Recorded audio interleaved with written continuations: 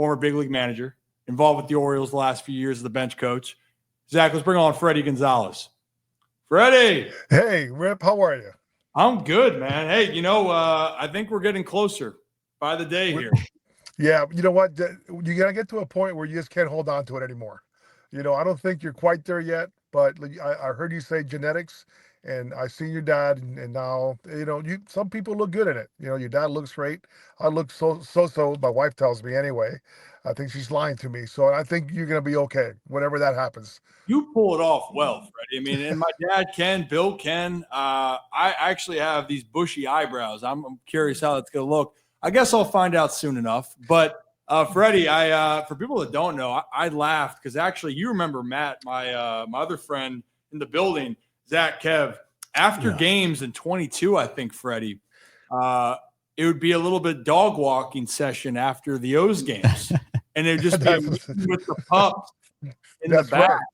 Yeah, that's right. And we would love. I go get the dog, grab a glass of wine, and go out the back. And usually you and Matt will be down there and talk a little bit about what just happened in that game, and walk the dogs. Yeah, the simple things in life, Fredi. We like the simple things. Hey, talk to us about what the hell you've been up to. I know first off, I know who you're helping out with, and your squad has been crushing this week. Why don't you tell us a little bit about what you got going on? Well, I'm sitting in the parking lot right now of the college or Sinus College. I'm a volunteer coach here. The boys are banging. You could probably hear the aluminum bats, which it was a little bit tough to get used to at first, hearing the pinging instead of the nice crack of the wooden bat. But so we had a great week down there at the Ripken Myrtle Beach Experience spring training. The boys went 8-0, and one of the games didn't count because it was a JV game. They won that one also. So it's a good group of guys. It keeps me busy. It keeps me involved in the games and giving back a little bit to these young men. And it's Division III, but it's still, there may not be any Gunnar Hendersons or Bobby Witt Juniors walking around here, but you know what? Fundamentals, Rip, is still the same thing, right? It's still baseball, and it's fun, and they give you everything that they have every single day, and it's been fun, and it's been fulfilling for me. Yeah, I was going to say, at every level, this because you just mentioned it. Baseball is the hardest game to play, and I'll be biased, but I think it's also true. But the concept's the same. At any level, the team that executes the best, who's the most fundamental, typically wins the game, and that's from wherever you start, from the lowest levels, if you make it to the majors and everything in between. Fredi, I got to ask then, how many years has it been since you've actually not been in professional baseball overall in the last 3 decades? I signed out of high school in 1982. So that's 40, and I'm 61. So that's 44 years, 40, whatever, over 40 years I haven't been in spring training. And it's been a little bit weird, but coming out here, and Rip, I think you started out of high school. I don't think you went to college, but it's February. It's tough up here, and I live outside Philadelphia, and we're indoors for the first month. We're doing stuff inside the auditorium. But luckily here they have a nice indoor gym or indoor track, and we have to do whatever we can to get ready. But yeah, it's been a long time. Whatever I'm terrible with math, and whatever is over 40-something years, I haven't been in spring training.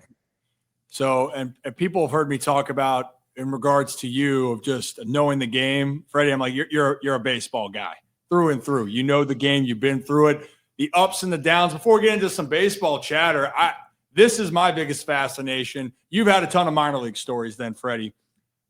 Give me one that you remember through all the years that sticks out to you. We've had quite a few great ones. Tyler Wells told us one last year about eating soup out of an igloo cooler. Yeah, a little cool.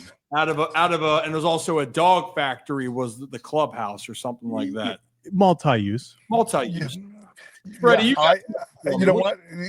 There's so many, Rip, and I remember, our great meal in Greensboro, North Carolina was macaroni and cheese and hot dogs. Right, that was like sit down around and everybody pull their money together and get a box of macaroni and cheese or two, and there was always one guy that could cook better than the other, and they would do that and go get a pack of hot dogs, put them in there, and and that was their meal. But there's so many, breaking down in the middle of the Everglades, going from Fort Lauderdale to Fort Myers at 3 in the morning, in the smack middle of the Everglades, back in the 80s, right? There's no Alligator Alley. If anybody's ever driven that, and it's pitch dark, and we have to wait. No cell phones, right? We had to call through the the bus's CB radio, call the other bus, and I think they finally got us. So the state trooper came and around 7 or 8 o'clock in the morning. But then we had to go play that night, by the way. But Now, yeah, there's so many. The minor leagues, yeah, the minor leagues so fun. All these stories. But it's we lived through it, so it makes us better, I guess. yeah. Well, I was gonna say, Freddie. I will say it seems that every single one of these minor league stories always ends with, and then we had a game 3 hours later. So after all of this, it was like, hey, we got to go take BP. Like, yeah, there's no there's no question. There's no days off. There's no. I remember going from Portland, Maine to Harrisburg, Pennsylvania, in a bus for 13 hours. Get off the bus, maybe 11 o'clock in the morning, and hey, we're playing that evening. Let's go get them. Yeah, it's they just don't make them like they used to, Freddie. The guys that they're spoiled nowadays, man. I tell you what, it's better. I'm glad it is, but man, shirts and pants, man. I think it built some character too, and also they're so detailed. You can't make them up. You can't make up what you see in the minor leagues. And it's better. And Rip, it's better. It's better now than it was. Even when you played, right? I mean, it's better. They've done a nice job in taking care of. You hear people talk about player development. Well, it was not really player development when guys are eating macaroni and cheese and hot dogs out of a box, and now I think the minor leagues has gotten a lot better in the organization to pay more attention to taking care of those players that are in their organization. Well, I don't know, Kev. I mean, mac and cheese, hot dogs, that might be what makes the next best athlete. Maybe that's the meal of champions right there. Yours is corn dogs. Yeah, that is true. Corn dog for me. Hey, Fred, you mentioned player development. You were in the time here in Baltimore where that was the emphasis. And I went down there. I got to say, I missed seeing you down there. I was down there for a week. I got to see some of the usual suspects of, Seti and I and Dean Kramer and talk to Bradish. And, Cowser came up and, as you can imagine, Cowser couldn't get him off. Couldn't get him off the show, but we appreciate it. What is one thing that people don't understand with some of these young players? That I know a lot of things went wrong last year down the stretch, but I think a lot of things that people don't understand is that mental side for a lot of young players dealing with a lot of adversity at a critical part in their career and also just in their early lives. Not everybody develops at the same time, right? And so just because one guy got there quicker and did a good job, maybe the next guy doesn't do that. And I think the biggest thing you need to have as fans and also as coaches in front office is a little bit of patience, right? Example, Jackson Holiday. Everybody, he wasn't even in the Maryland area, and they had billboards on him, and around the city, and the pressure that comes from being the 1-1 and having the last name, and you could probably attest to this. It was hard, and I think he's going to be better off for it this year than the next year, and it made his baby steps. And by the way, he's only 22. It's not like he's 32, right? So you got to have a little bit of patience with that, but and everybody develops a little bit in a different pace. But I think that going through what the Orioles did the last few years, hell, we made the playoffs 2 years in a row and didn't win a game. And we had 5 games and we went 0-5. So I think that they'd be better off for it. You would hope so, and you would hope so, and you would hope that everybody talks about maturity and and some leaderships. Well, some of these guys are already there. You know, they're a little veterans. You can't say they're rookies anymore. Some of the guys have been there. You know, Mountcastle and Mullins and Rutsch and some of those guys already got 3 or 4 years in the big leagues. You know, they're not rookies anymore. So you would hope that those guys can step up and continue to get better. Yeah, I like the fact that you said that about everyone develops differently. You know, Buck Britton was my manager his first year that he managed in 18, and I had him again in Double A in 19.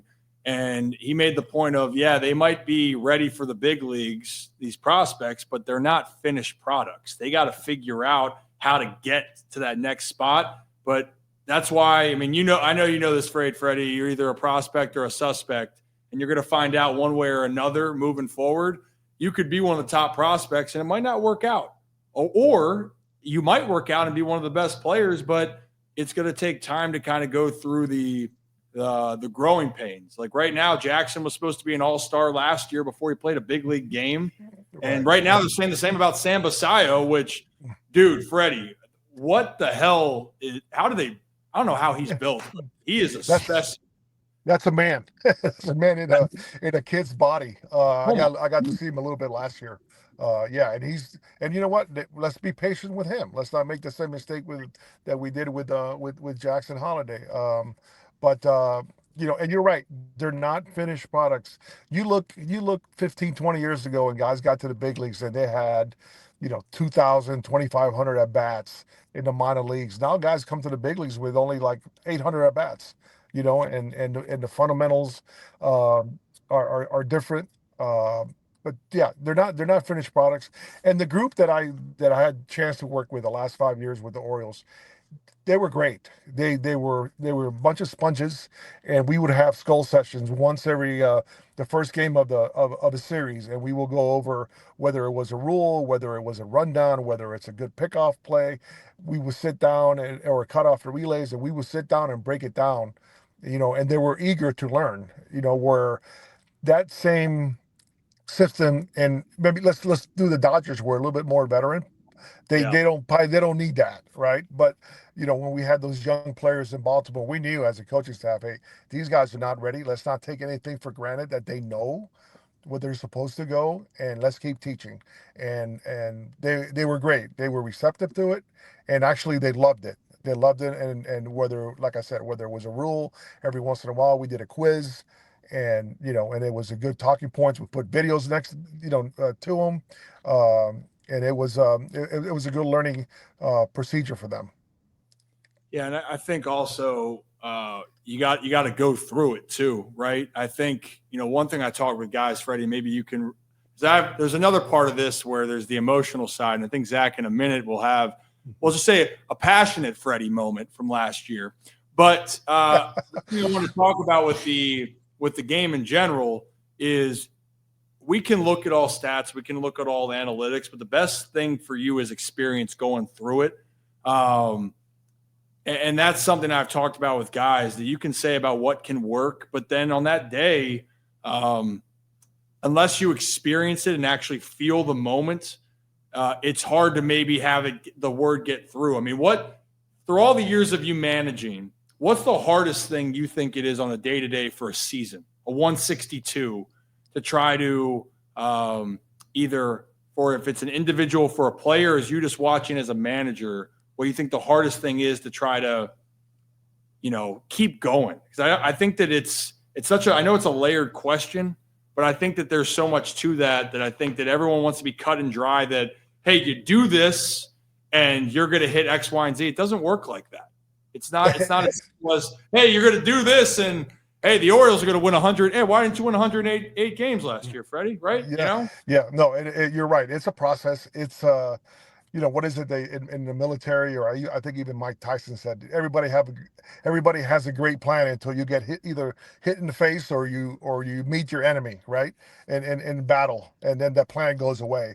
And you look at everybody, you know, especially with the Orioles, all these young players, everywhere they've been, they've never failed at anywhere. You think Jackson Holiday went 0 for 22 in high school? Never, not even in AAA. Same thing with Gunnar, same thing with Adley. And so you're going to fail in the big leagues, and you're going to fail in any sport in professional baseball, whether it's baseball, basketball, football, and let's see what happens when this sports hits you right in the mouth and go, okay, son, you're 0 for 22 and you're facing a healthy DeGrom tomorrow. Oh my God, what are we gonna do then? And you got to talk him through it, right? And experience is the big thing, because they're gonna look at you and go, you don't know what you're talking about, or they're gonna look at you and say, I don't know what you're talking about, because I've never failed in my life. Well, this game has a tendency to humble you and experience you, and the experience that you have going 0 for 20, because the older guys have done it. Are you going to be able to get out of that? And I'm not a gambling guy. I don't bet, but I think that Jackson Holiday, and I haven't seen him take one swing in spring training. I think he's going to be better off for it than he was last year, just because he went through that experience. Right, he knows what's up to. He knows what's coming. Hell, he never faced a tough left-hander in Double A or Triple A, because if there was a tough left-hander pitcher in Double A, Triple A, they would have been in the big leagues already. So he's not facing that caliber, and so knowing his character, his work ethics, everything that he could give you, he's going to be better off for it. And I'm not going to put a number behind it and saying, he's going to be an all-star. That's unfair for anybody to get that label, but or he's going to hit 300 and hit your 25 home runs, but he's going to be better off for it. And again, I haven't seen him take one swing or read any articles about Jackson, but just knowing what he went through and knowing that young players go through that stuff, and if they're really good and really have good work ethics, they get through it. Gunnar Henderson went through it, right? Yeah. And Colin Cowser went through it. Adley Rutschman is, and I'm just giving you names that everybody knows, but every great player, goes through it at one point or another in their career. Yeah, I mean, I would say last year they heard me talk about with Seti. I knew that Seti was having his struggles early on, but Seti knew that what he was going to have to do later on to turn it on. And down the stretch, Seti was hitting well. He was a big part of it. And but also he had taken his lumps. I remember when he got demoted all the way down to Double A. We were teammates back in 19. So it's real. And I think it's helpful to say you get punched in the mouth. Why do we play this game if we want to do it? We love it. Freddie, it's fun, right? And also, but sometimes you can get pissed off. Zach, I think your favorite moment from Freddie was in an unfortunate situation. Yeah, and actually, Freddie, the chat's talking about it as well. The big moment that everyone remembers from last year is the Yankees Orioles light scuffle at home plate. You've been around baseball for so many years. Is that up there? Or is there a moment that sticks out to you from your career over the years of when tempers just kind of 162 games, it's going to happen eventually, where tempers just flare and you're kind of like, wow, this escalated really quickly? You know what? And maybe since we're talking about experience, I saw it coming, right? I saw it coming. I'm sitting there, and you can tell in the video, I didn't have my glasses on. No, you didn't. Right? I didn't have my glasses on because I saw this coming, and I'm like, okay, this is not going to end well. So I turned around, took my glasses down, and the whole thing I was saying, I don't know if you could read my lips, and a commissioner's office talked to me about it. And when I was going after that one coach, and I kept yelling, I'm going, you're a coach. You're supposed to be breaking stuff up. Right here I am trying to kill him, but you're supposed to be breaking stuff up. But he was, if you look at the video, and it happened in New York, he's the assistant hitting coach, or the assistant to the assistant hitting coach. And something happened, and he's on the top step in the warning track area, yelling and screaming like he's almost like leading the charge. And I saw this across the way. And when Hyder came back, here he comes, and that's who I went after. But as I was yelling at him, I was just saying to him, "You're a coach. You're not supposed."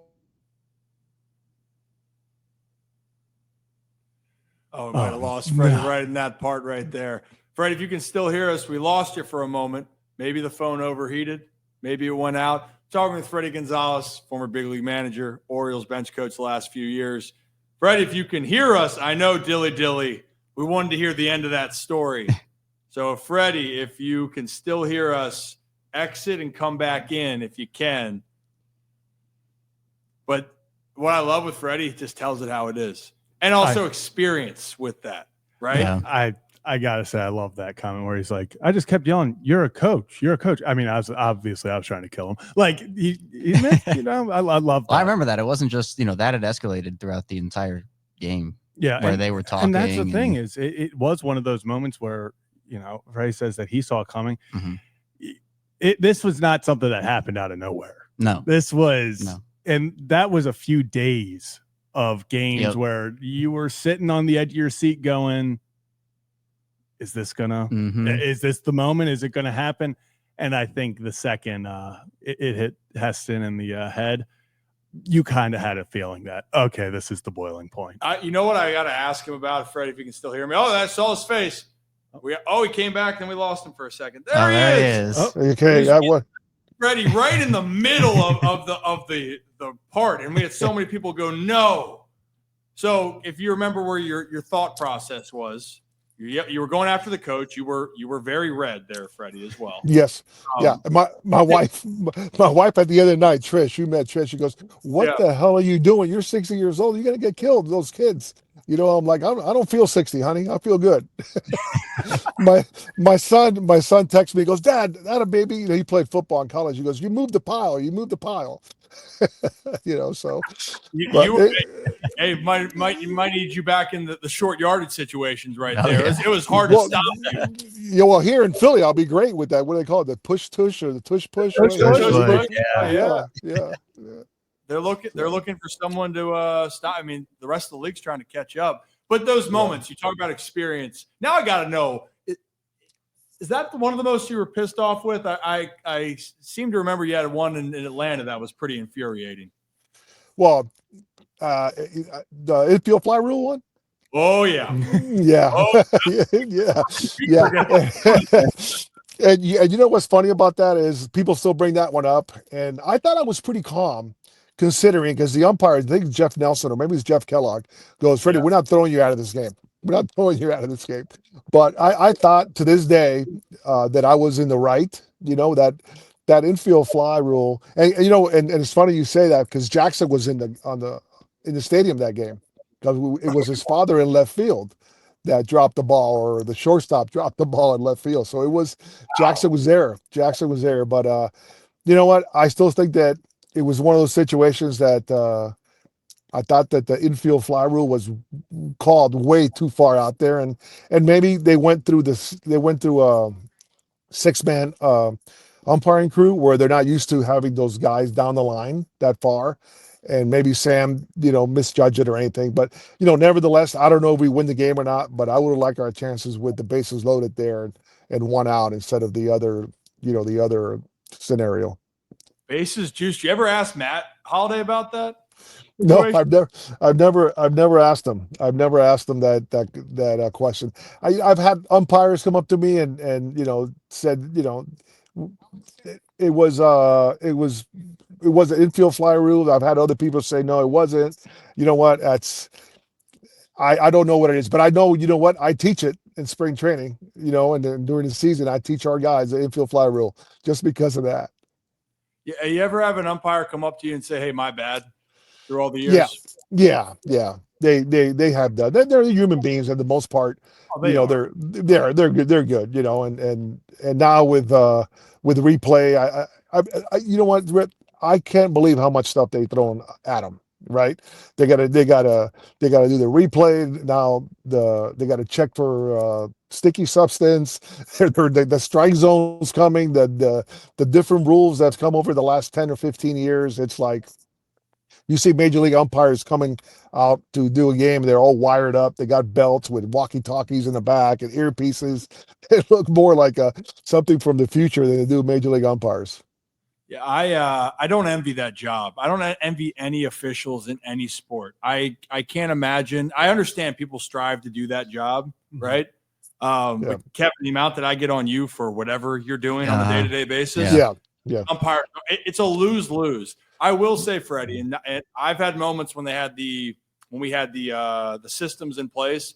I might have said a few choice words, just like you probably just said. You're a coach. You probably never sworn in your life and said anything bad. I did the same thing in 19 on a called third strike that I thought was well inside.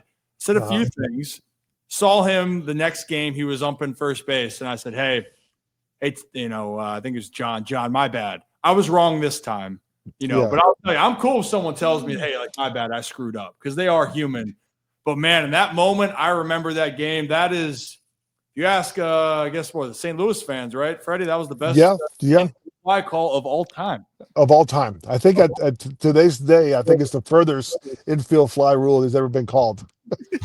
You know what? I got to get the measurement on that for sure. But Hey, Freddie, I'm glad. I'm glad we were able to connect again. I want to catch up with you and just see what the hell else is going on with you.